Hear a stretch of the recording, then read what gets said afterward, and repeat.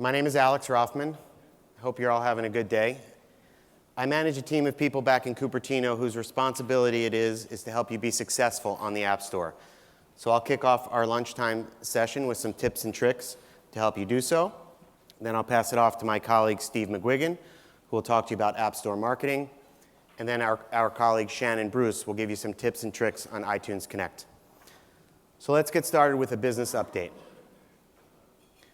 2013 has been a fantastic year for the App Store. In May, the 50 billionth app was downloaded from the store. And then in October, at our iPad event, we announced that the 60 billionth app had been downloaded, nearly half of which happened in the prior 12 months. Tremendous momentum behind the business. Also in October, at our iPad event, we announced that $13 billion has been paid out to developers. This is a statistic that we're perhaps most proud of for a number of reasons.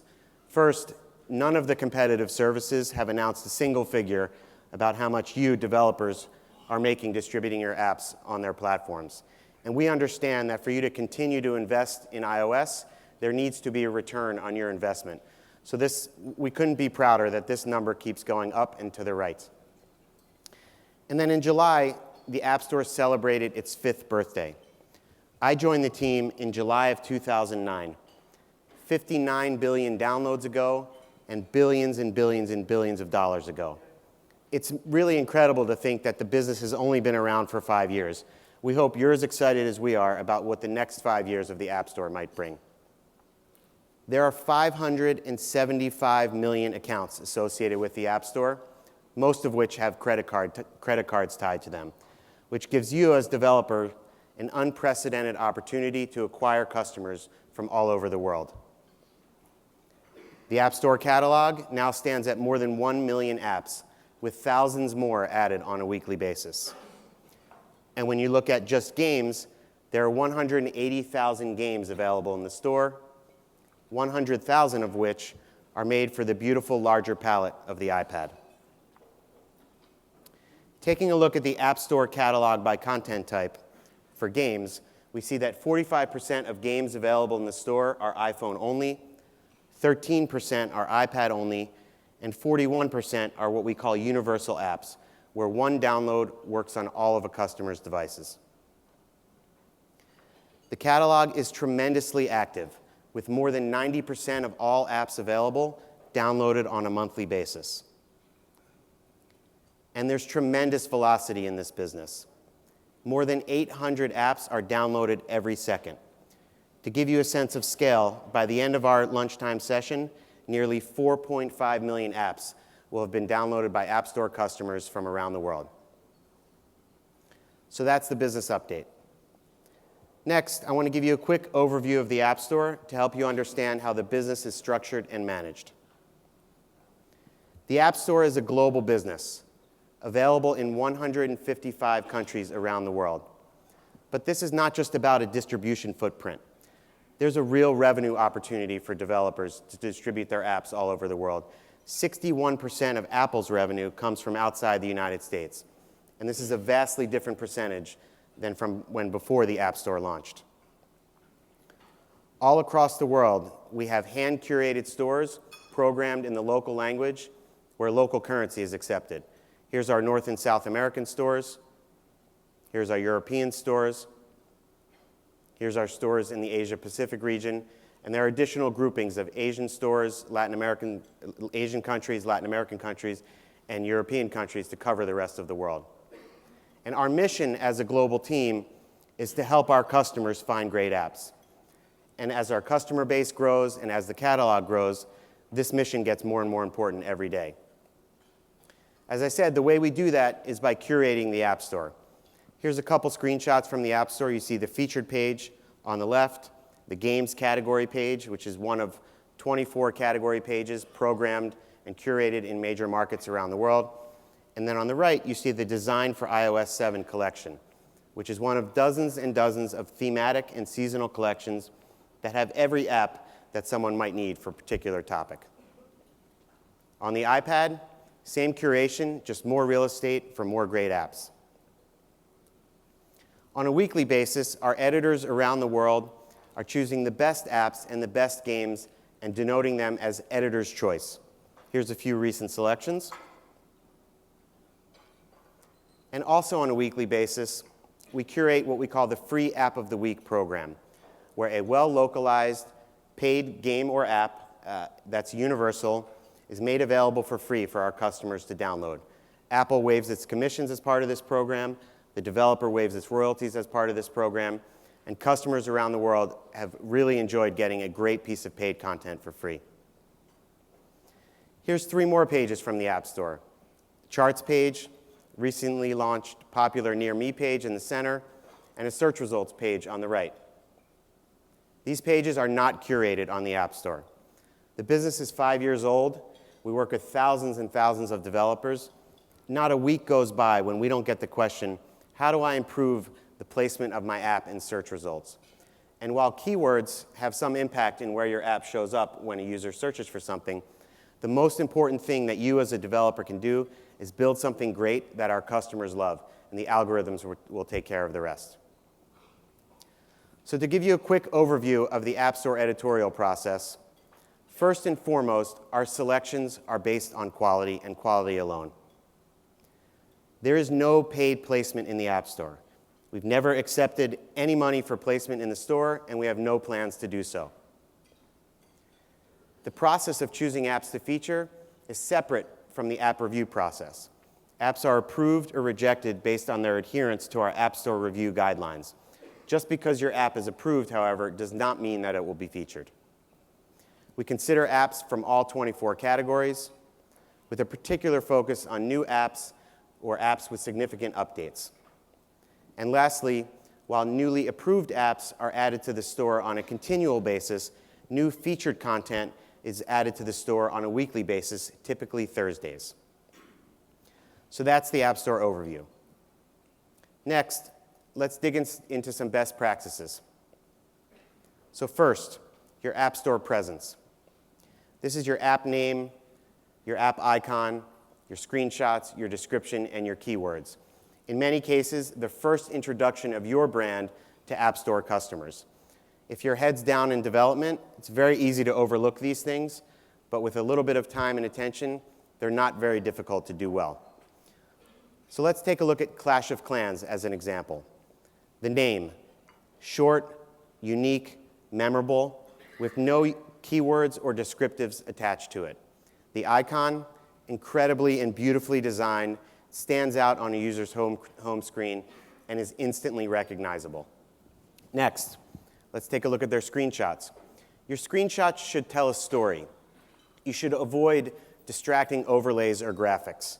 And you can see here, while the Clash of Clans game has a lot going on in the game screens, they put these nice banners at the top that explain to the user what each screenshot is meant to represent. Wage epic battles, coordinate attacks with your clan, fight against goblins or other players, dominate the realm. So real concise and clear messaging to the customer about what their experience might be if they start using Clash of Clans. Next, let's take a look at their app description. Lead your clan to victory. Clash of Clans is an epic combat strategy game. Build your village, train your troops, and battle with thousands of other players online. So this is taken from the product page in the iPhone App Store for Clash of Clans. It's optimized for the device. The first 3 or 4 lines are most important. You shouldn't require the user to tap on the More button to learn about your game. This game has received many, many accolades across the world. Those accolades aren't listed here. Just a nice, clean description of what the game does, optimized for the place where our customers shop, on the iPad and on the iPhone. App Store customers are not shopping on the desktop. I also wanted to call your attention here to the please note message. Clash of Clans is completely free to play. However, some game items can also be purchased for real money. If you don't want to use this feature, please disable in-app purchases in your device's settings. This is not necessary, but this is just a real great message to send to customers who might not be familiar with the free-to-play model and might not be familiar with how to turn off in-app purchasing in their device's settings. Next, let's take a look at keywords. So I can't share with you what Clash of Clans keywords are because they're confidential, but let's look at some sample keywords for a word game. So word, word games, spell, spelling, letter, letters, and Scrabble. These are not very good keywords for the App Store for a number of reasons. So first, you see the word word is duplicated. You also don't need to include the category name as a keyword. Our system handles that. You also don't need to include plurals, so you see letter and letters here. Include the singular, our system will handle the plural. And then in terms of using third-party names like Scrabble, it's only okay to use the name of a third party in your keyword if your app or game uses an API provided by that third party. So here's a much better, much stronger set of keywords for a word game. Word, letter, spell, board, dictionary, friend, family, and alphabet. So again, that's your App Store presence. Your name, your icon, your screenshots, your description, and your keywords. Not very challenging to do well with just a little time and attention. So next, I want to talk about business models. And the first business model advice we have for you is to build a universal app. Yes, this is a product decision, but it's also a business decision as well for a number of reasons.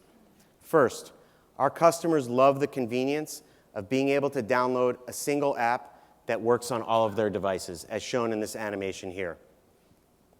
And looking back at the App Store games catalog by content type, while we see growth in all key metrics, catalog size, sales, and downloads for iPhone apps, iPad apps, and universal apps, by far we see the highest growth for universal apps because our customers are responding to that convenience. The data also shows that customers are not inclined to download or purchase two separate versions of the same title. So next, how do you choose the right business model for your product? So there's no single piece of advice that I can stand up here and give you that applies to every product you guys are building or already have in the App Store. But my goal is to give you a few key takeaways to help you make a better decision. So here are three of the possible business models available to you in the store. On the left, you see a free-only product. Typically, these are ad-supported or meant to support broader brand strategies. And very often, we see developers with ad-supported games put a remove ads in-app SKU into their product, and that's their business model. Well, as you'll see a little bit later in my freemium discussion, that doesn't make your app freemium. There's no chance for ongoing monetization if that's the only way you can monetize. In the center, paid apps. There's a lot of chatter on the blogs and in the media that the market for paid apps and paid games on the App Store is dead. And as someone who looks at this data every day for the last 4+ years, I can tell you that's flat out not true. Paid titles still represent a significant portion of the App Store business. There's no shortage of customers willing to pay and seeking out that premium experience. And then on the right, you see a model we call Paymium, where the parent app or game is paid, and there's in-app SKUs for additional content, features, or services. This gives developers a chance to sell a premium title, but also monetize in an ongoing way using in-app purchasing. It's also a potential path to paid upgrades that many developers have been asking for. So those are the first three business models. Next, I want to dig a little bit deeper into freemium, which is something I'm sure that's front of mind for many of you. So let's start with the definition. Freemium is a business model where a product or service is provided for free, but money is charged for advanced features, functionality, or virtual goods. So to my point about a remove ads in-app SKU in a game, that doesn't really fit with this definition. And freemium is a model that many developers are seeing success with in the store. Puzzle games, racing games, time management games. But looking at the games catalog broken down by business model, you can see more than 75% of games available in the App Store have a business model that is not freemium. It is not the right model for every product. And while I'm sure you notice the success of freemium games on the top grossing charts on the App Store in particular, what you don't see are all the well done, highly rated games that chose the wrong business model and never made it onto the charts. So again, my goal here is to help you make a good decision if you're considering freemium as your business model. To help you do so, we've developed a framework that involves 3 questions that you should consider. The first, what are your target market's expectations? So what I mean here is, from a business model perspective, don't try to fit a square peg into a round hole. To explain what I mean, let me walk you through a few examples. So let's take Scrabble. Scrabble is a brand that has existed in the physical world for many, many decades. The target market expectations for a brand like Scrabble are that it's a premium product. You pay a single price, and you can play Scrabble as many times as you want with as many people as you want. In contrast, if you look at racing games or time management games, there are expectations among gamers of those types of games that through skill and experience, they can acquire enhancements or expand their experience in the game. So make sure your business model fits with what your target market might expect. As we walk through this discussion, let's take a look at the funnel for downloads. So at the top, you see downloads. This is your target market. Being free will not make everyone in the world download your app, but it may expand your reach within your target market. The next question in the framework is, can you segment the experience between free and paid? If as a developer running a business, you decide that you're not interested in acquiring free users, that's completely fine. Just don't choose freemium as your model. The most successful freemium products and apps and games in the store are providing a tremendous amount of value to both free and paid users. The reason why is that the path to monetization in freemium is through engagement. And if you throw up a paywall as soon as a user launches your game, you're not giving them a chance to get engaged, and you're not giving yourselves a chance to monetize that customer. So the next piece of the funnel is retention. This is the percent of your target market that is getting some kind of value out of your product and continues to use it. So before I move on to the final question in the framework, let's take a look at the typical game loop for a freemium game. At the top, you see action. This is winning a battle or winning a race. Next, you see reward. Typically in freemium products, this is currency. And then you see expansion, which is you use that currency to buy a new car or expand, buy new tires or buy new weapons for your battle. So what's important, and the reason I'm sharing this with you today, is to be successful in freemium, it is very important that you allow progression through this game loop without requiring users to pay. That might be a hard thing for people to swallow if you're running a business, but again, then freemium might not be the right model for you. So the last piece of the framework is, do you have a plan to create lasting value? This is twofold. This is your plan as a developer to have a rich plan for updates, content and features updates over time, and this also relates to the inherent value of the product itself. If you're building something that only has 30 minutes or 1 hour of gameplay, there's probably not any lasting value in that for users, so freemium is probably not the right model for you. Which brings us to the last piece of the funnel, which is conversion. The percent of those who have retained, who've decided to pay. So do the math. It's incredibly important to determining whether freemium is the right model for you. If you have a niche game, you might see a higher retention and a higher conversion and a higher average spend, so the math can work out for you. Or in contrast, if you're building something with broad market appeal, you might see millions and millions of downloads, but maybe a lower retention, lower conversion, lower average spend, but the math can still work out because the numbers are so big. So start with your target market and do the math from that point forward. So you've gone through the framework, you've done the math, and you've decided that freemium is right for you. So what are the next steps? So again, first, identify and focus on your target market. Have a business model that's consistent with what your target market might expect. Next, prioritize engagement before monetization. You're not doing yourself any service if you throw up a paywall as soon as a user launches your game. Give them a chance to get engaged. Give them a chance to find some value out of your product. Incorporate the business model into the early stages of your product design. If you've built something great and beautiful without any regard for the business model, and at the 11th hour, right before you launch, you put an in-app store in there, it's not going to feel native or natural to customers, and chances are they're not going to get engaged. So consider the business model from the very, very beginning of your product design. Track your metrics, and the takeaway here is don't be afraid to tune your economy if freemium is right for you, or if freemium's not right for you, don't be afraid to switch to a different business model. Treat your game as a service. The most successful freemium games in the store really are treated as services by their developers with constant live updates and really endless amounts of value, entertainment value, that gamers can get from their products. And then lastly, protect and respect our mutual customers. When I say protect our customers, if you're building a game targeted towards kids, put yourself in the parent's shoes. Consider A, whether freemium's right to begin with, but if it is, consider the number of in-app SKUs you might make available, and consider whether you need that $99 in-app SKU in your kids' focused product. And then when I talk about respecting customers, this ties back to what I've been saying. Give them a chance to get engaged. Don't put a paywall in front of them as soon as they launch your product. So that's my discussion on freemium. Next, we'll talk about pricing. So the App Store runs under the agency model, which means that you as a developer have sole control over the price of your app. Our guidance here is twofold. Price thoughtfully and take a look at the competition.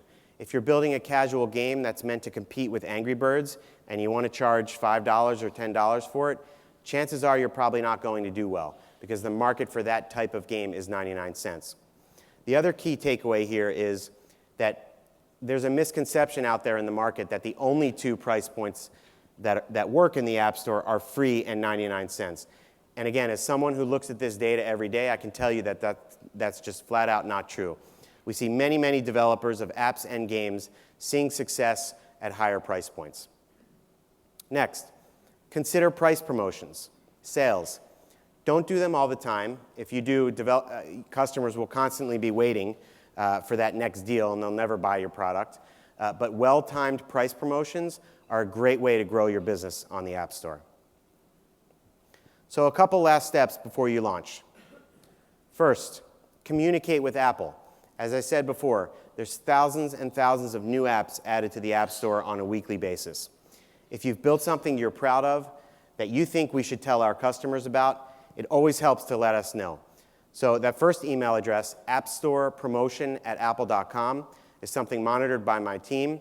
Tell us who you are, what you've built, and why you think our customers would enjoy your product, and we'll take a look. The second email address, appoftheweek@apple.com, if you have a well-localized paid product that you'd like to nominate for our App of the Week program, please send us your information at appoftheweek@apple.com. We'll take a look as well. Next, plan for app review to take time. Gone are the days of app review taking weeks and weeks. Our published guidance these days is that roughly 95% of apps are reviewed within 5 business days or less. That being said, it's better to be safe than sorry, so plan for at least 2 weeks in app review, just in case last-minute bug pops up or you have issues with launching your marketing campaign, things of that nature. And then the last point here, my colleague Steve will talk about in further detail. Don't rely on your chances of being featured by the App Store as your marketing plan. There are many, many things you can do that are within your control. And as I said, Steve will talk about that more in just a few minutes. So you've launched your product. Now what? Well, first and foremost, monitor your ratings and reviews. App Store customers are incredibly vocal. They'll tell you what you're doing well. They'll tell you what you're not doing well. You may discover some bugs, and you may get some great ideas for future updates. Speaking of updates, launching it and leaving it is not a strategy for success in the App Store. The market is too competitive. Here's some real data from Clash of Clans. Each orange star represents a significant update they've made to the product. I had to remove the scale for confidentiality purposes, but I'm sure you all are aware that this game is pretty successful. What's interesting to note are not just the spikes that they saw when they updated their game, but in between the updates, there's some flatness and even in some cases some decline. So well-timed updates are a great way to build momentum in the store. Test your apps thoroughly so you can avoid constant bug fix updates, but the right timing for feature-rich or content-rich updates is roughly every 4 to 6 weeks. Next, use push notifications and sharing. On the left, you see push notification screen. Avoid using notifications in a way that might be perceived as spam or marketing by our customers, but well-timed, well-written push notifications are a great way to bring people back to your product. And then on the right, if people love using your game and they're proud of their accomplishments, use our share sheet functionality, and make it easy for them to tell others about it. Next, monitor your sales and trends. This might seem obvious, but you'd be surprised at how many people don't do this. There's a wealth of data available to you in iTunes Connect. There's a vibrant ecosystem of third parties whose existence is to help you optimize your business on iOS. You never know what you might discover, especially a market where you didn't think your app was doing well in, but it is, and there's a great idea for a future update to add the localization for that market. So that's my discussion on best practices. Next, we'll talk a little bit about localization. So as I said before, the App Store is a global business in 155 countries around the world. So as a developer, you need to think globally. There really is an unprecedented opportunity for you to acquire customers from all corners of the globe. But one size doesn't fit all. There's lots of cultural and linguistic differences from country to country. So to be successful, you need to not only think globally, but you need to be local. And what I mean by that is to localize. And I want to walk you through the example of Where's My Water 2 in France to help you understand. So this is the icon. So their name in French, Ma Où est Swampy de. So it would have been very easy for them to use the English name in France, but they decided not to do that. They localized the name in a way that speaks directly to French customers. Next, their app description. As you probably can tell, my French is a little bit rusty, so I'm not going to read this to you. But here's the description for Where's My Water 2 in French, optimized for device, written in a way that speaks directly to French customers. Their screenshots. Here's the screenshots from their US App Store. Would have been very easy for them to do this because they're mostly visual in nature, but they didn't do it. They changed the text to French to speak directly to that market. So again, localize your app name, your app description, your screenshots, and all of the contents of your app. There's also something called culturalization. And to show you what I mean here, I have a short video that I want to show you. So this is a trailer for Need for Speed Online in China.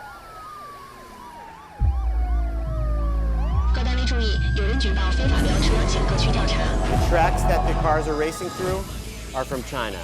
The road signage, the billboards, they're in Chinese. The audio, they hired Beijing police to record the audio for this game. Chinese gamers love competing against their friends, so they built a tournament mode and leaderboards so they could track their progress. And while culturalization doesn't necessarily apply to every game, where there's a fit, it will absolutely make a difference. So that's culturalization. So languages. Here's the list of recommended languages for localization if you have something that's globally relevant. English, French, Italian, German, and Spanish. The Asian languages, traditional and simplified Chinese, Japanese, and Korean. Brazilian Portuguese, Russian, Turkish, and Arabic. This is not prioritized, but this is the group of languages that we recommend you start with if you have a globally relevant product. So let's look at some more data to show you that localization actually does have an impact. Again, we thank Supercell for letting us share this data with you. This is Clash of Clans and their Chinese localization. And I had to remove the scale. They were doing pretty well. That scale on the left is not an insignificant number, but there was no growth. And at the orange star, they localized into Chinese, and look what happened. 300 to 400% sales growth. In Japan, same thing for Clash of Clans. A little bit of growth, not doing quite as well as they were in China, but massive growth when they tuned their product for the Japanese market. And let's take a look at the charts. Here's a recent screenshot of the charts from China, Japan, and France. With all but two exceptions here, Angry Birds and Clash of Clans that have gone the branding route with their app name, not their full apps, just the app name. Every app you see at the top of the charts here is localized for these individual markets. And on top of that, our local editors in these markets have a very strong preference for promoting localized apps. So again, think globally, but be local. And Apple provides a number of resources to help you to do so. There's the URL at the top. You'll find some tips and tricks for localization on this page, as well as a list of third-party localization vendors if you don't have the linguistic expertise in-house to localize into dozens of languages. So that's my talk on localization. And last but not least, getting featured.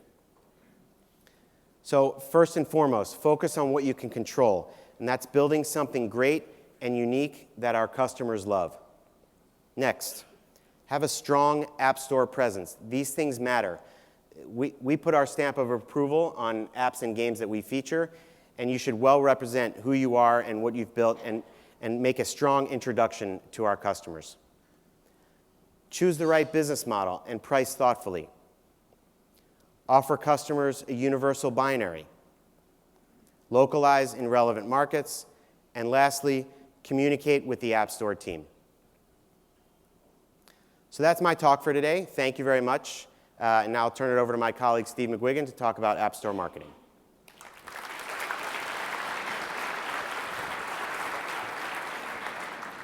Good afternoon. My name is Steve McGuigan, and I look after marketing for the App Store. You know, we spend a lot of time thinking about apps at Apple, and not just on the App Store, but Apple as a whole. And we love marketing apps through our many channels. Many of the apps come from some of the audience members here. The channels we market through are television, print. You'll see us marketing apps on billboards throughout cities. We market apps through our over 400 retail locations around the globe and our thousands of channel partners. We spend a lot of time and energy marketing apps on apple.com, as well as through the hundreds of millions of emails that we send out to our customers on a monthly basis. And then finally, we speak to nearly 11 million fans and followers on social media every single day. But as Alex said earlier, you control much of your success on the App Store. You are not dependent upon getting featured. Your success, of course, starts with a great app, but that success will be propelled by having a great marketing plan. And that's what I'm here to talk to you about today. I'm going to begin by talking about 3 programs that we've created to help you not only monetize, but also help you promote your apps. I'll talk about some of the resources we've made available to you to make your marketing look great. And then I'll conclude by talking about the components that make up a comprehensive marketing campaign. So let's begin with the programs and resources. I've been hearing for quite some time that developers have been looking for a way for them to market their apps to customers for free without making their app free on the App Store. So I'm proud to announce a new program that we're calling the App Store Code Program. This program will provide you, the developer, the ability to market free offers to your customers by using unique 12-digit codes. Currently, the program is focused on offering your paid apps downloaded for free. Now, these are different than those 100 promo codes that you can request out of iTunes Connect. Those should be used for your PR purposes, which I'll talk about later. These codes will come in a much higher volume, and they should be used for large marketing campaigns. Now, it's a completely free program. You, as the developer, would waive your 70% royalties, and we, as Apple, would waive our 30% commission. And when you receive these codes, you can distribute them digitally or physically, and I'll provide some examples for you in a few slides. So let's first talk about the benefits of this program. First, you will be able to create an impactful and a high-value marketing promotion. It will not only aid in user acquisition, but it also can be used as an engagement tool with some of your existing customers. And the beauty of this is that it's built into iOS. So the redemption flow is simple, frictionless, and will produce a consistent user experience. So let me get into a couple of examples for you so you can understand how these codes can work for you.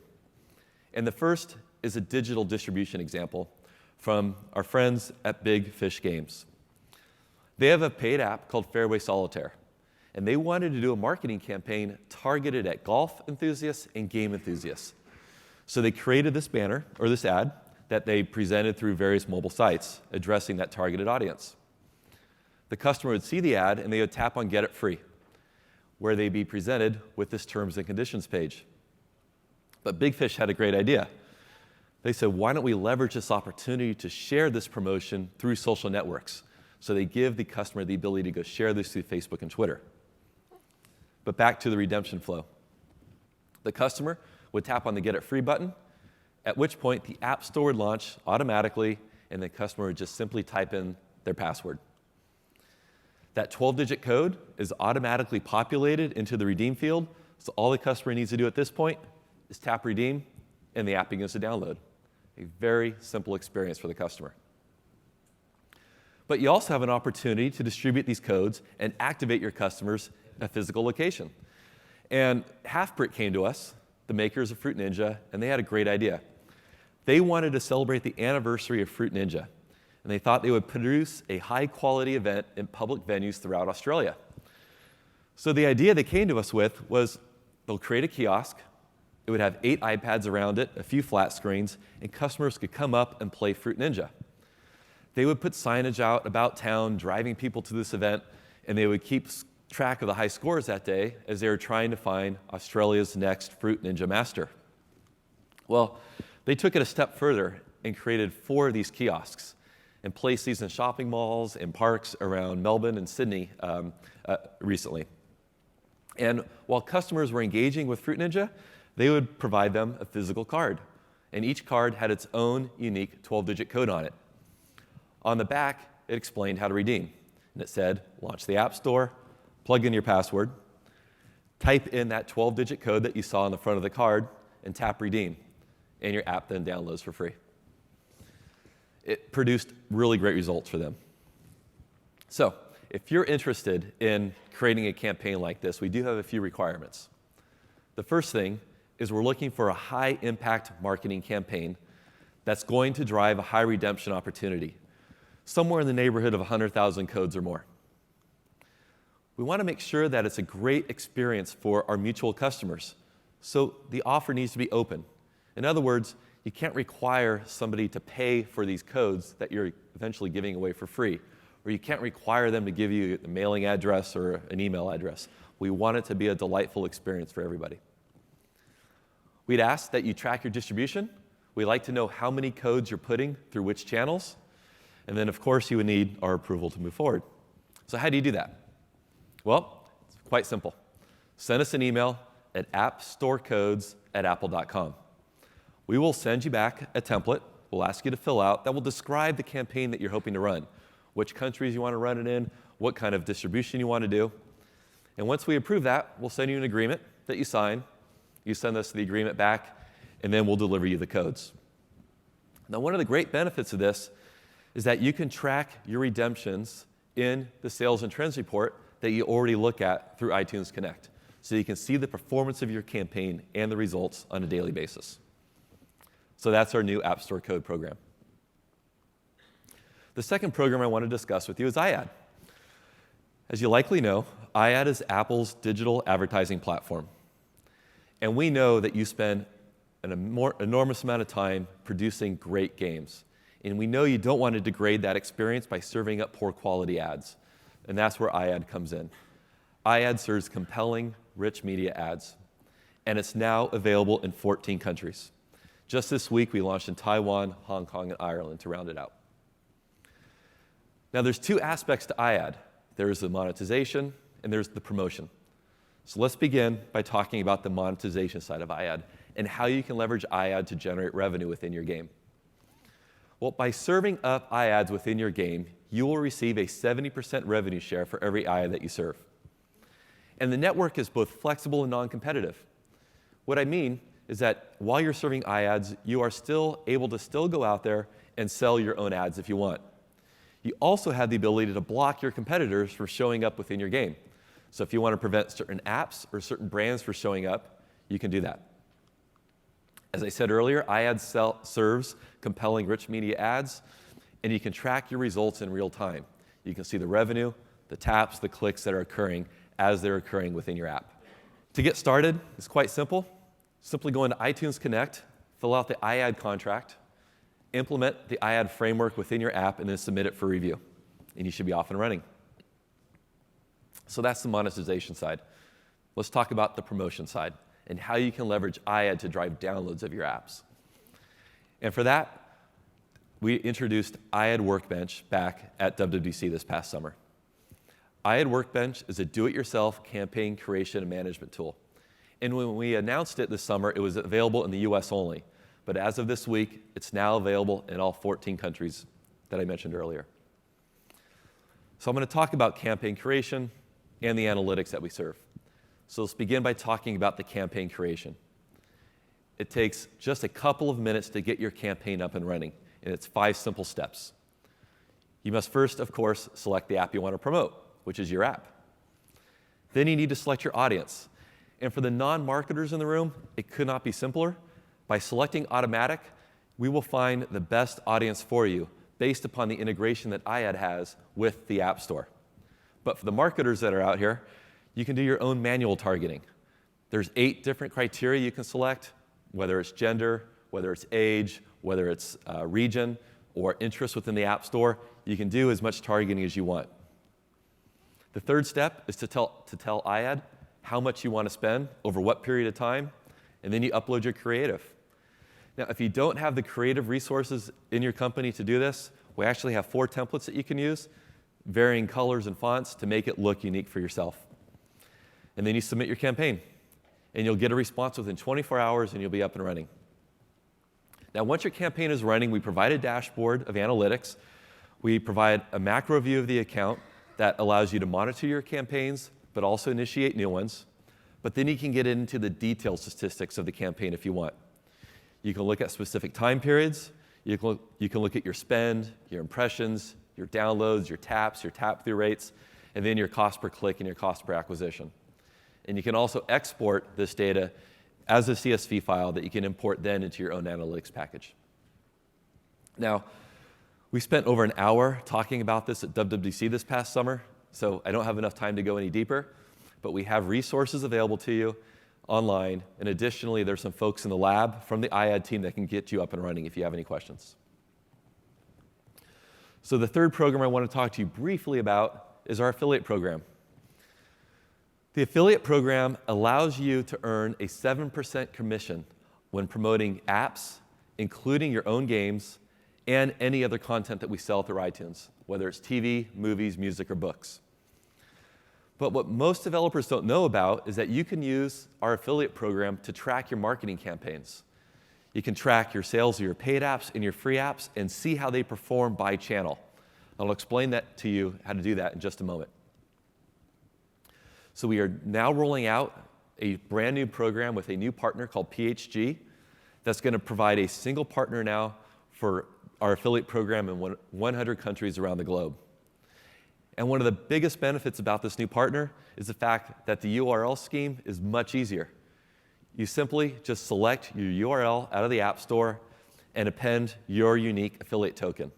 That's all you need to do to begin receiving that 7% commission.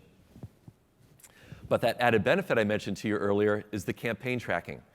You can append a campaign token to the end of the URL and append any 40-character string to the end of that.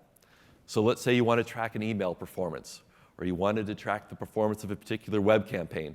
You can do this, and you can see your results in real time to see how they're performing.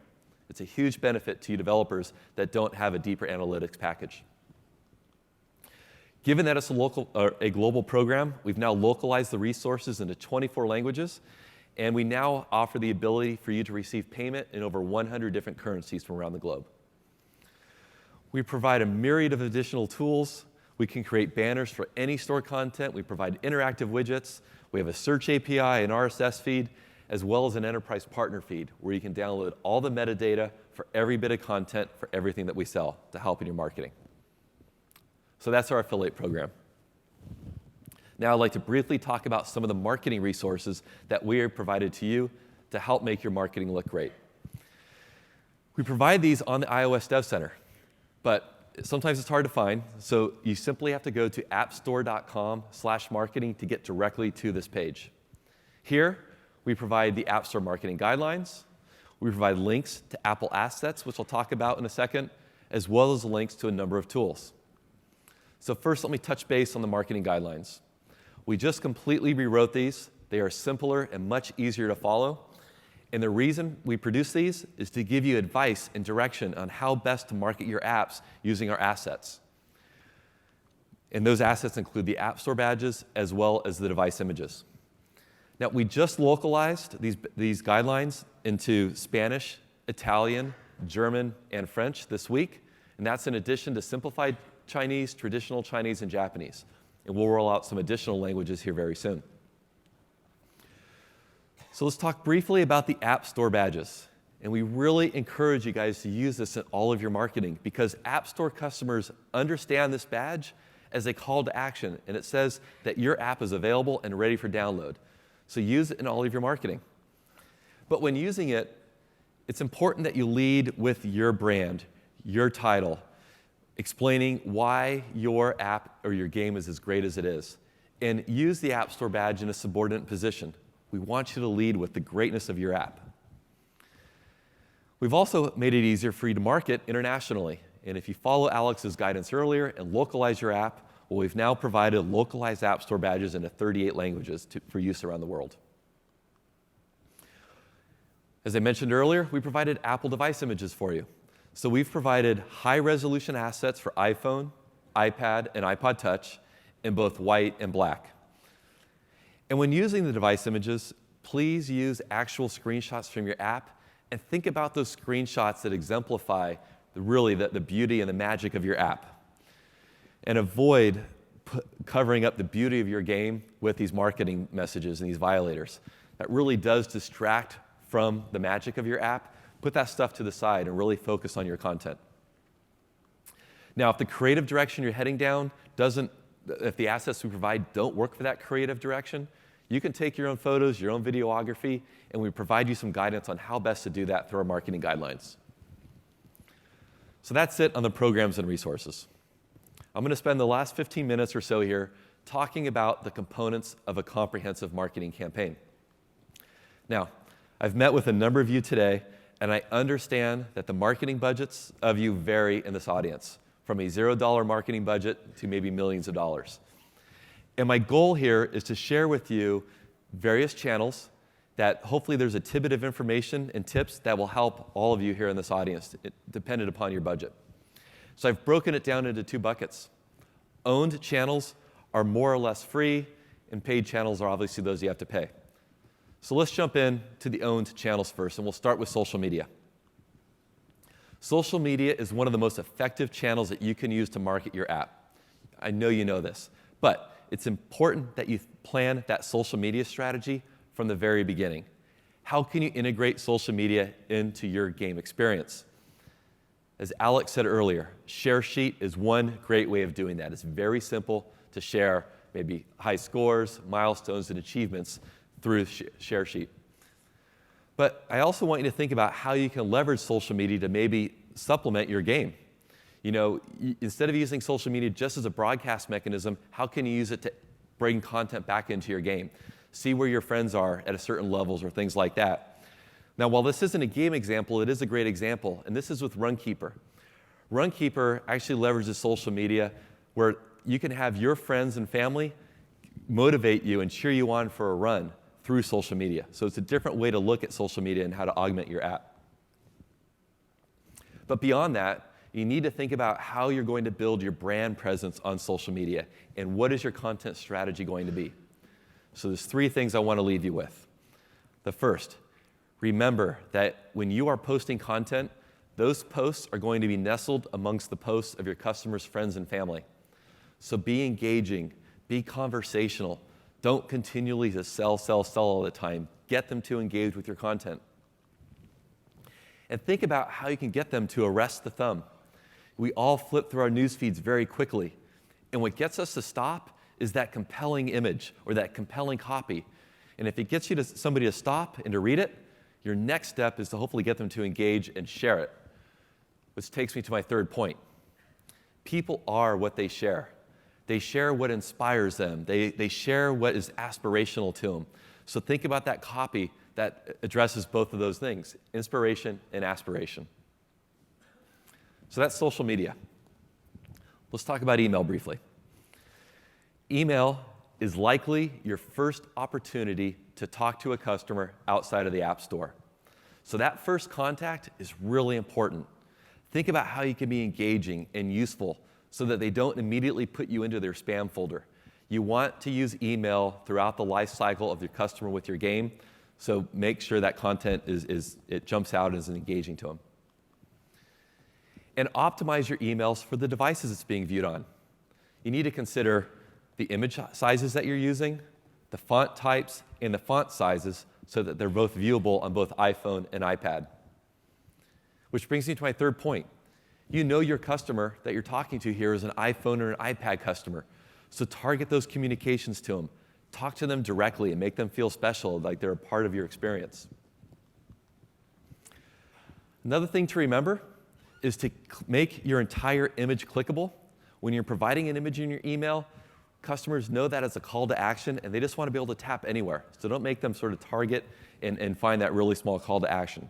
Allow them to click anywhere. Next, use email as a way to test your marketing strategies. And one great way to do that is test your subject line. So as you're doing an email blast, segment your audience into 2 groups and do A/B testing and see how the results affect open rate.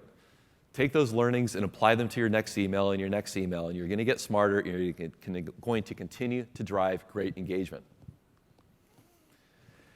You want to be useful in your content, so you don't always need to be selling. Maybe you provide them tips and tricks on how to get to that next level, or give them an insight of what the level 47 is going to be, whatever that's going to be. Get them to engage with your app again. And then also use email to support that social media strategy we talked about earlier. Get them to follow you on the popular social media networks. So that's email. So now some tips for your website. Back at iOS 6, we launched a technology called Smart App Banners. With Smart App Banners, all you need to do is enter one line of code onto your website. And with that, your website will be able to detect if a customer is coming to you from an iOS device. And when that happens, a banner is presented at the top of your page. And it's smart because it knows, in this case, whether or not I have Diamond Dash installed on my device. If I don't, the call to action says View. And when I tap on View, I'm taken into the App Store to download the app. But if I do have the app installed already, it says Open. And I have the ability to just tap on that, and then it launches the game directly. It's important to optimize your website for mobile. Very similar to what I said with email. Think about your image size and your font type and your font sizes so that you can engage with it on a smaller form factor like the iPhone. And provide multiple install points. Once the customer begins scrolling through your page and they lose that Smart App Banner, provide the App Store badge on there so they can click on it and download your game. Again, support that social media strategy. Allow your customers to follow you on Facebook and Twitter or other networks. And then finally, provide a link to customer care or an FAQ so that you can address your customers' problems directly rather than them leaving you negative feedback on the App Store and affecting your ratings. Now, the next channel I want to talk about briefly is cross-promotion. Many of you in the audience have multiple apps on the App Store. And I've seen some good and not so good ways that you can cross-promote apps.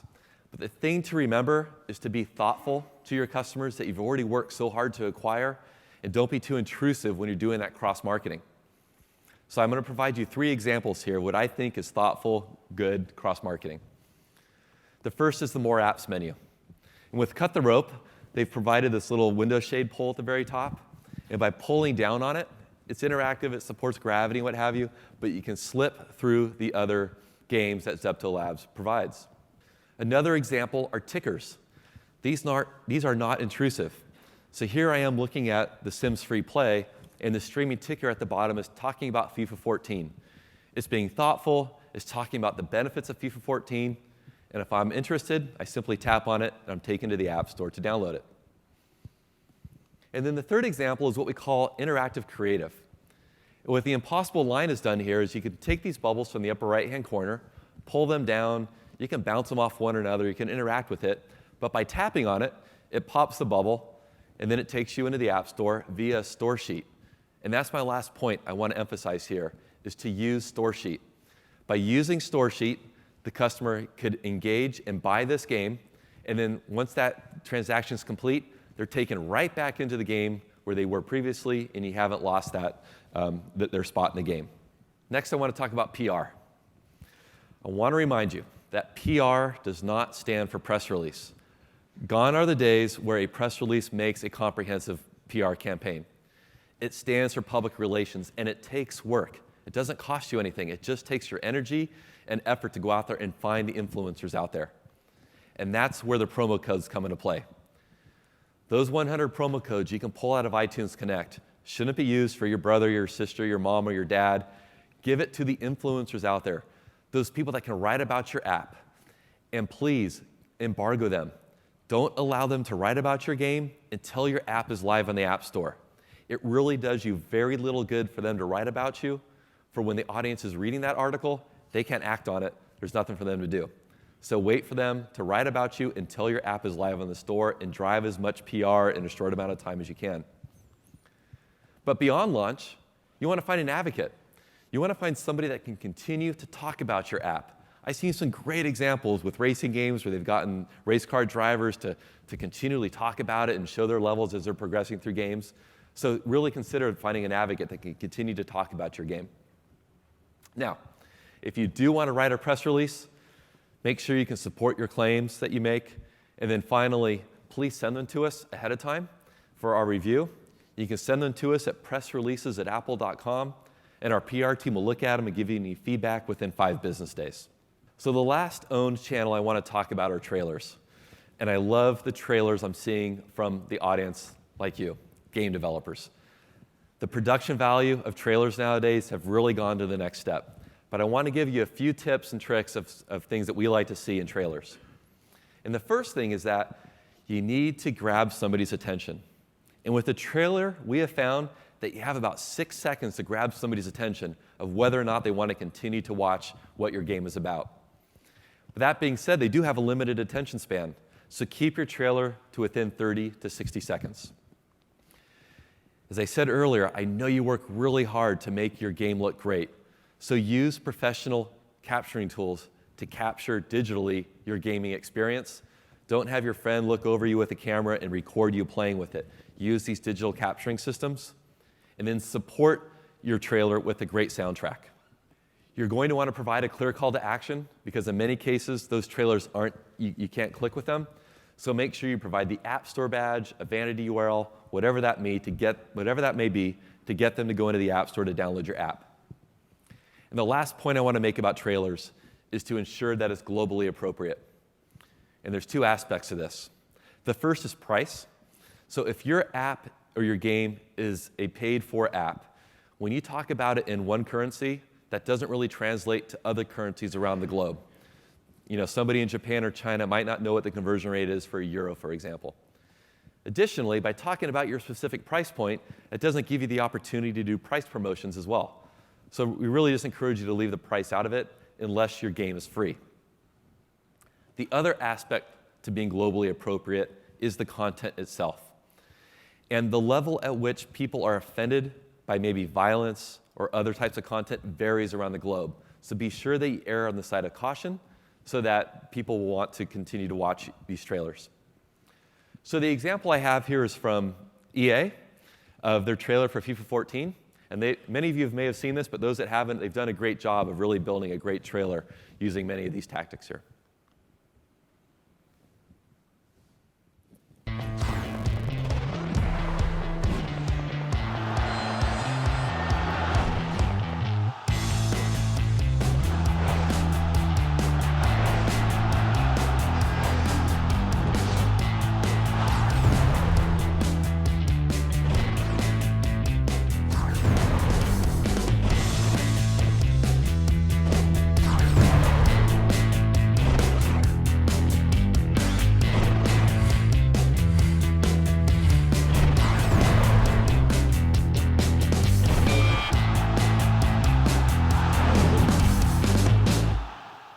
So I'll conclude by talking about 2 paid channels. And the first is mobile ads. I won't go too deep into here because I touched on it with iAd earlier. But one of the benefits of mobile ads, obviously, is that through mobile ads, it's the fewest taps away from an install. As you're engaging with a game or an app or a website, when you see those banner ads, it's one tap and you're downloading the content within the store. But you can also use mobile ads not only for user acquisition, but also to help build your brand. We encourage you to do both. and also the benefit primarily around that you can target your campaigns by device, by demographic, by interest, whatever that might be. Now, one tip I want to provide you, though, is your creative direction.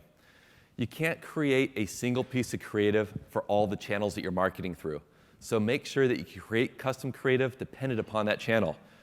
We have heard from developers that on Facebook, for example, it's better to use live action photos like you might see here for Heyday. That actually drives higher engagement for developers. But it's also important that you test.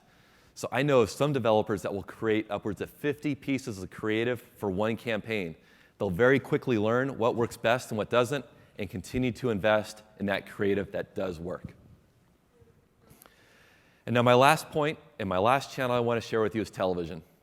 I understand this might be out of the budget of many of you, but I'm seeing some great TV campaigns around the globe, a lot of them here in Europe as well.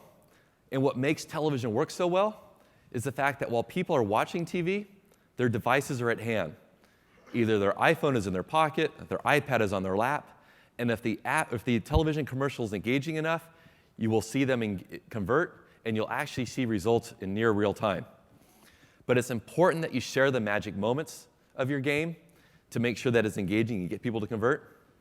You want to support it with a strong voiceover, maybe talking about the key features, the devices that it works on, but of course, you're going to want to have a clear call to action. And one way to create a clear call to action is by having a strong end frame. And by that strong end frame, what I mean is that the last 3 or 4 seconds of a TV spot, make sure you have the App Store badge, but use your vanity URL. I should have mentioned this earlier. Your vanity URL is something that every one of you in this audience have. You have your own appstore.com URL, which would be appstore.com/your app name or appstore.com/your developer name. And by using that in offline media, such as TV or print or billboard, what have you, it's a URL that your customers could easily remember and then go convert and get them to activate against.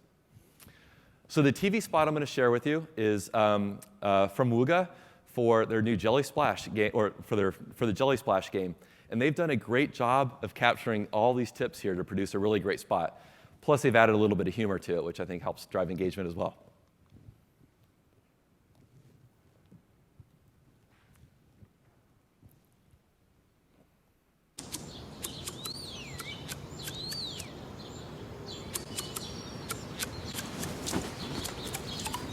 Jelly Splash, the most addictive puzzle game ever. Search Jelly Splash now, the hit game played by millions. Download for free on iPhone and iPad. Play Jelly Splash today. So great example of the badge usage, great example of the vanity URL I mentioned earlier. All in all, a great spot. So I want to leave with you with an email address. This is appstoremarketing@apple.com. This gives you direct access to our global marketing team. If you have any questions about your marketing campaigns, your strategies, if you want to send us your assets for review, we would love to take a look at it. We will respond to you within 5 business days.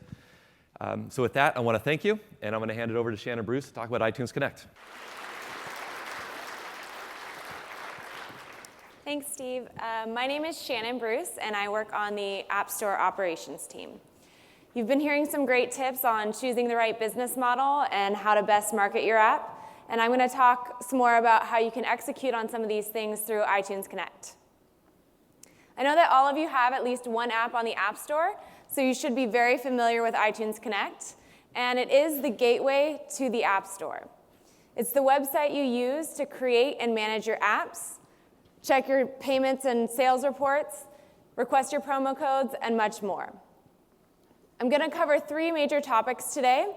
First, I'll go over some recently launched and valuable features.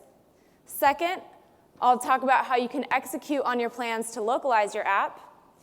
And finally, I'll leave you with some tips and tricks to help manage your business more effectively. Let's start with our first feature, promo codes. We provide you with 100 promo codes for your use, and they're set up so that you can request them as you need them in any denomination.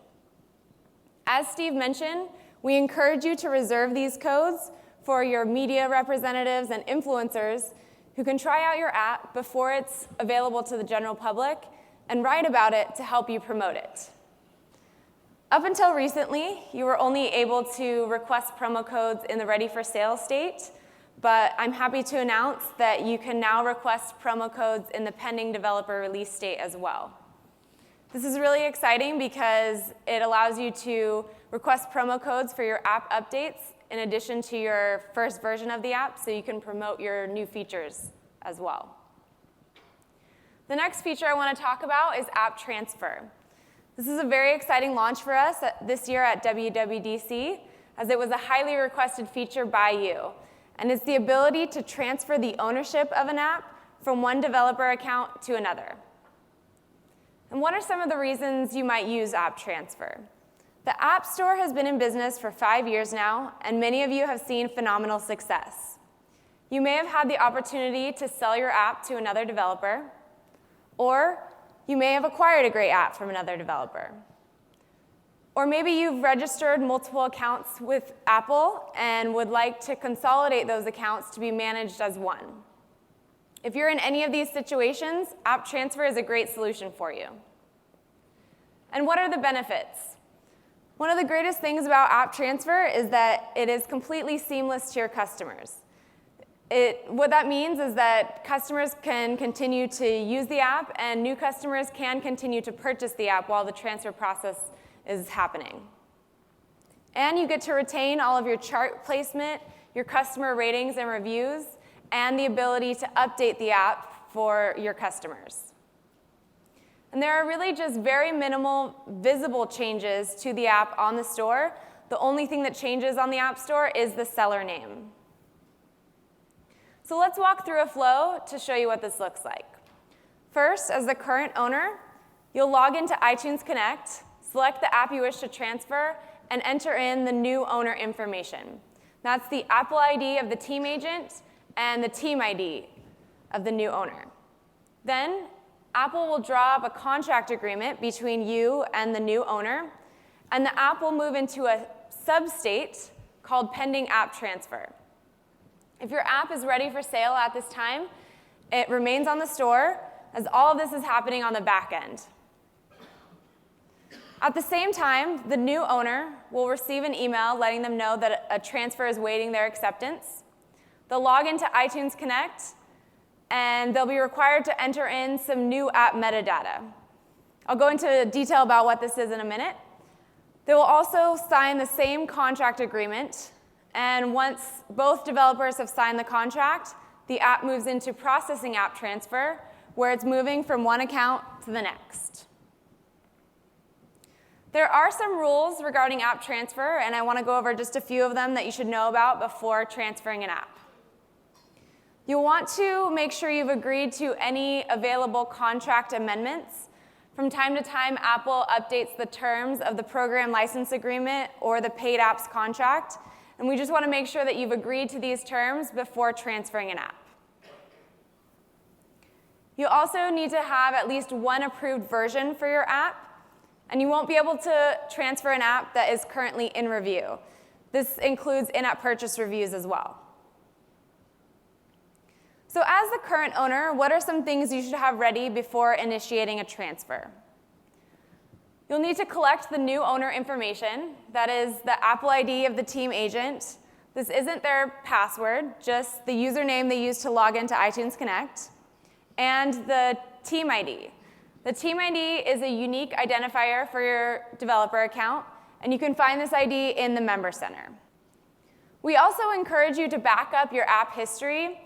Once the app is transferred, it's completely gone out of your iTunes Connect account, so you won't have access to any of its current data. So if you want to request a catalog report or just have this information for your own records, you should do this before initiating the transfer. And you'll need to arrange the actual transfer of the source code and binary of the app with the new owner, because the only thing that the transfer process does is transfer the ownership of the app. So then, once the transfer has been initiated, the app is under metadata lockdown. What this means is that you can still make changes to the pricing and availability of the app, but you will be locked out of making changes to anything else. And the recipient has 60 days in order to accept the transfer. If they do not accept within the 60-day period, it will automatically be canceled. So then, as the new owner, what are some things you should have ready before accepting an app transfer? You'll want to have that new app metadata that I mentioned earlier. Since the ownership of the app is changing, we're under the assumption that the contact information is changing as well.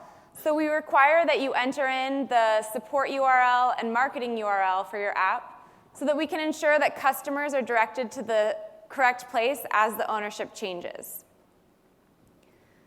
This includes your app review contact information as well. This information is important so that if any questions or issues arise during the review of your app, we have a way of contacting you. And if the app contains encryption, the previous owner may have supplied export compliance documentation, and you'll want to have this documentation ready as well. Many of you who acquire an app like to submit an update in order to make any changes to the branding information within the app, and we encourage you to have this update ready so that you can submit it as soon as the transfer is complete. Then, when the app moves into the processing app transfer state, the transfer has begun, and the pricing is locked down in addition to the metadata. This should only take about 30 minutes, so you shouldn't be locked out for too long, but the transfer cannot be canceled at this time. It's literally when the app is moving from the current owner to the new owner. So just to show you what this looks like on the App Store, Angry Birds was one of our first apps to be transferred. And you can see that the only thing that changes on the App Store is the seller name from Chilingo to Rovio. So that's app transfer. The next feature I wanted to cover is alternate price tiers. We recently introduced some additional tiers for your use. These tiers are available for developers globally who wish to vary pricing in different currencies, and they just give you a little more flexibility to price your app thoughtfully and competitively. There are 5 additional tiers for your use. They are completely market optimized, which means that they're culturally relevant and consumer friendly to the regions using those currencies. And there are no restrictions, meaning you can choose these for any of your apps or in-app purchases. And the great thing about the App Store being on the agency model means that you can change your pricing at any time. These new tiers also map to existing US dollar tiers as they are today. So one thing to note is that we only support the selection of these tiers through iTunes Connect. We don't support the assignment of these tiers through any other delivery method, such as the import from file functionality in Application Loader or the XML feed with Transporter. But I do want to point out where you can select these tiers in iTunes Connect. This is the rights and pricing page of the app, and you can see that the alternate tiers are listed down at the bottom of the price tier list. Just to illustrate what this looks like, we'll use an example of an app priced at Tier 1, which is 99 cents in the US dollar and 69 pence in the British pound. However, if you were to select alternate Tier 1, the price remains 99 cents in the US dollar, but is now 99 pence in the British pound. And 99 pence is just a more culturally relevant price point. While it might be slightly higher for the customer, it's just another option for you to be able to price your app competitively. And a few other examples. Tier 1 in the euro is 89 euro, and alternate Tier 1 is 99 euro. And for the Chinese RMB, 6 RMB for Tier 1 and 8 RMB for Tier 2. So we encourage you to check out these new tiers and just see what works for your app and your business model. The last feature I want to talk about is automation. We know that your time as a developer is very valuable, and we do all that we can to save you time, especially when it comes to repetitive actions with iTunes Connect. So I want to talk about 2 areas of automation that I think will be very helpful with saving you time. The first area of automation is auto-ingesting your reports from iTunes Connect. We provide you with a command line tool that allows you to automate the delivery of your reports from iTunes Connect. This has been available for your sales and trends reports, but we recently expanded it to include the delivery of your payment reports as well. And it just allows you to access your reports without actually having to log into the iTunes Connect interface each time. In order to use this tool, you first have to download the auto-ingestion class file at the URL here. And you'll need to change your directory level to point to the class file. And you'll also need to create a properties file for your login credentials. That is your iTunes Connect Apple ID and your iTunes Connect password. The great thing about this properties file is that it just puts a little more security around your login credentials, as you used to enter this information directly into the command line. So it just allows your username and password to be a little bit more secure. And I'll walk through what this command line looks like for each of the reports so you know how to do this for your own account. This is the command for the sales report, and all of the information in the angle brackets will be your own values, and the parameters will be delimited with a space. So you'll first start by entering in your vendor ID, and your vendor ID is another unique identifier for your developer account. This identifier can be found in the Contracts, Tax, and Banking module. Then you'll enter in the report type, which is sales for the standard sales report, or if you have any newsstand apps and wish to download the newsstand report, you can enter newsstand. Then you'll indicate the date type, which is the daily, weekly, monthly, or yearly interval. And the report subtype will be summary for the standard sales report, detailed for the newsstand report, or if you're using auto-renewable subscriptions, you may be collecting personal information from customers who've chosen to share this information with you, and you can download that report using opt-in. Finally, the date range is optional, and this is the exact date for the report you wish to download. If you don't include a date, we'll just provide you with the latest available report based on the parameters you've indicated. Similarly, this is the command for the payment reports. And you'll again start by entering in your vendor ID, but for the payment reports, you need to include 2 leading zeros in front of your vendor ID.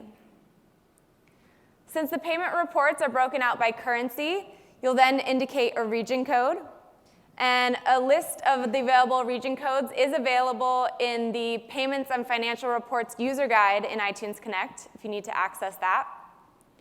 The report type is always going to be DRR, which is the standard report type for the payment reports. And finally, you'll enter in the fiscal year and fiscal period. And if you need to access a copy of Apple's fiscal calendar, there is one available in the Payments and Financial Reports module in iTunes Connect. So that's auto-ingesting your reports. And the second area of automation I want to cover is Apple's command line tool called Transporter. Transporter allows you to deliver your app metadata based on our XML specifications.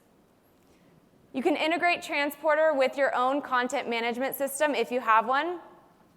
And we recently introduced the ability to deliver your rights and pricing changes through iTunes Connect through Transporter. You can request catalog reports, and you can deliver your app metadata through Transporter, which can be extremely helpful when localizing your app. This brings me to the next topic of localization setup. You've been hearing a lot about how you should think global and be local. And Alex and Steve have talked about how important App Store localization can be for providing your customers with the best customer experience. And we highly recommend it. We've talked about how the App Store is available in 155 territories, and we offer you 28 languages to set up for localization.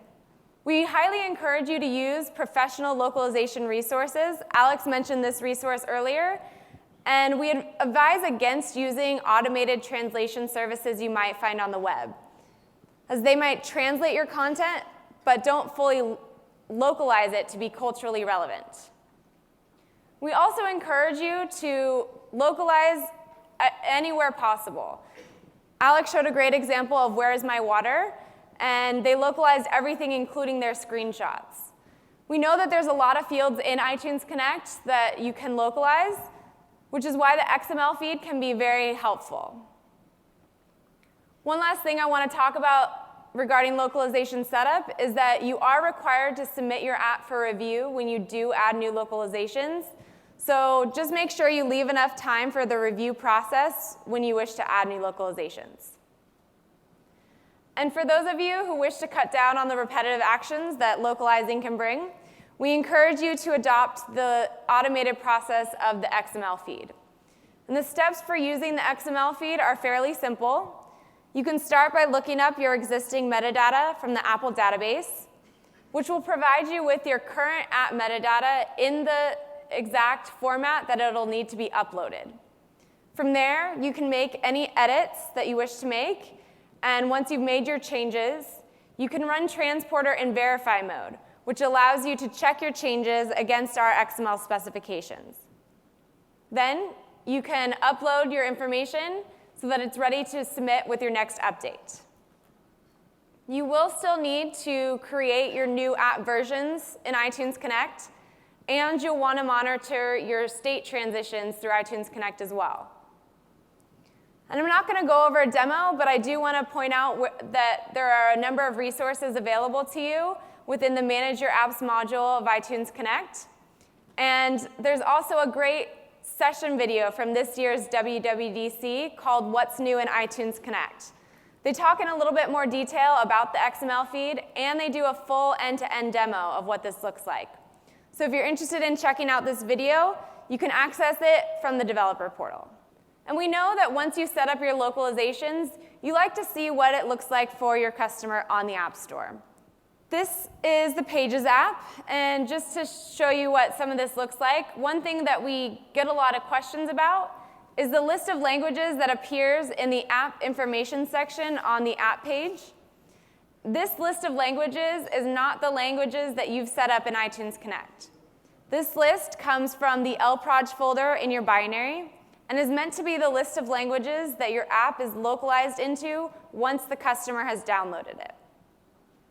The languages that you've set up in iTunes Connect will automatically be displayed on the App Store based on the customer's OS and storefront.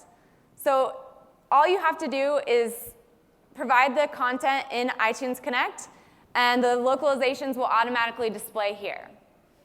And just to show you a few other examples, you can see how your localizations look on the store by changing your OS, and you can see what it looks like. So finally, I'd like to leave you with some tips and tricks that you can take away today. Tip number 1 is viewing your App Store localizations on the device. We just saw what this looks like on the desktop, but it can be a little bit trickier to view your localizations on the device. And we get a lot of questions about this, so I wanted to walk you through how you could do that. You'll start by entering multitasking mode in order to quit out of the App Store. Then you'll go to your settings and tap General International. Then tap Language.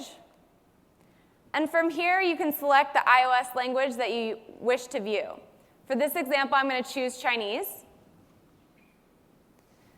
So tap the language and then tap Done. From there, you'll go back to the App Store. And if you're logged into your personal iTunes account, you'll need to sign out. Then you'll tap the Sign In button. Here you can see that the language has started to change to Chinese. And I don't personally speak Chinese, but I know that the third line here indicates the option to create a new Apple ID. And this is where the trick comes in. You don't actually have to create a new Apple ID, but you will start walking through the flow. So tap Create New Apple ID, and then you'll be prompted to indicate a storefront. This is where you can select the storefront you wish to view. So tap Store, and for this example, I'll choose China. And then at this point, you can tap Cancel to exit out of the flow. Once you exit out of the flow, the storefront will automatically change to the territory you've selected. So now that we have our iOS language set to Chinese and our storefront set to China, if we search for the Pages app, we can now see the Chinese localization as it would appear for the customer. Tip number 2 is regarding tracking your customer reviews. Alex talked about how great this can be for your business and that your customers leave some great feedback. While you can do this on the App Store, we also encourage you to do this through iTunes Connect. You can access this page from the app summary page. And the great thing about tracking your reviews through iTunes Connect is that you can easily toggle between the different territories, since your customer reviews are specific to each territory. And you can access and subscribe to an RSS feed, which allows you to get instant feedback when customers post new reviews. Finally, tip number 3 is our advice for scheduling a sale. Since the App Store is a global marketplace, we operate on many international time zones across the world. And what that means is that a pricing or availability change will go live at different times in different countries on different time zones across the world. And it's what we call a rolling price and availability setting, because the change begins propagating in one area and then rolls across the globe over a period of time. So to illustrate what this looks like, we'll take a look at a map, and we'll use a price change as our example. So if I have a paid app and I want to run a 24-hour sale where customers can download my app for free, the price will begin to be free in the New Zealand and South Pacific region, followed by the Asia Pacific region, then Australia, Russia, India, and the Middle East. Next, Africa, Europe, and Latin America. And finally, the price will drop to free in North America. And because of this rolling schedule, what we recommend is that if you wish to run a 24-hour sale, that you actually set it up for 3 full days in iTunes Connect. So this is what it would look like. You can see that I've set the sale to begin on the 10th and end on the 13th. And that concludes our session for today. I want to thank you for your time. And here are a list of some of the resources that were mentioned today. If you have any questions about marketing or distribution, please come visit us in the lab. And we're going to take a short break. And in about 5 minutes or so, we'll start again with a session on Sprite Kit.